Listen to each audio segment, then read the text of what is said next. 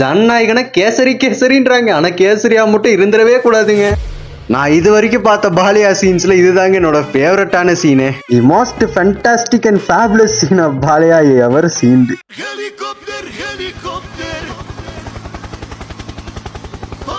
Balaiah helicopter மாதிரி சுத்தி சுத்தி சுத்தி சுத்தி அடிப்பார் போலியே. காதல் ஜோடிகள் 2 பேரும் கல்யாணம் பண்ணிக்கிறாங்க. அதுவும் எங்க போலீஸ் ஸ்டேஷன்ல. கல்யாணம் பண்ணதுக்கு அப்புறமா தான் தெரியுது 2 காதலுக்கு நடுவில் ஒரு கம்பி நீட்டிக்கின்னு இருக்கு அப்படின்னு. தப்பாக்குதுண்ணா. அப்ப நம்ம பாலையா வந்து தனக்குள்ள இருக்கிற திறமையெல்லாம் வெளிப்படுத்தி பேஸ்லயே 300 ரியாக்ஷன் கொடுத்து அந்த கம்பியை உடைச்சிடுறாதுங்க.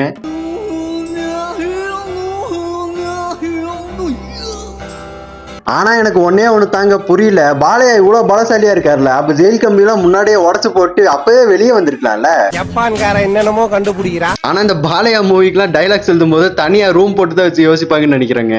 பயம் என்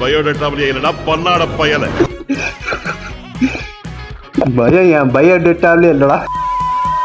என்ன பார்க்கணும்னா சாவ கூட என்கிட்ட பர்மிஷன் கேட்கணும்டா. விதவிதமா வினோதமான டைலாக் எல்லாம் பேசுறாங்க. Water punch power. This is the power of ragi kali and நாட்டுக்கோழி குழம்பு. ஒன்னால நினைச்சு கூட பார்க்க முடியாது, ஏன்னா அவ்வளவு சூப்பரா இருக்கு டைலாக்ஸ். ஆனா இந்த ஒரு சீன் ரொம்ப அல்டிமேட்டா இருந்துச்சுங்க. அதாவது அல்டிமேட்டுக்கே அல்டிமேட்டா இருந்துச்சு.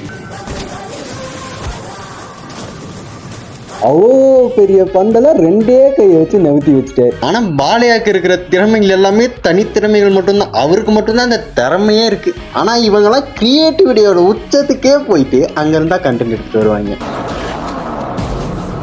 நரதிருஷ்டி, பரதிருஷ்டி, சமஸ்த திருஷ்டி, நஷ்டி.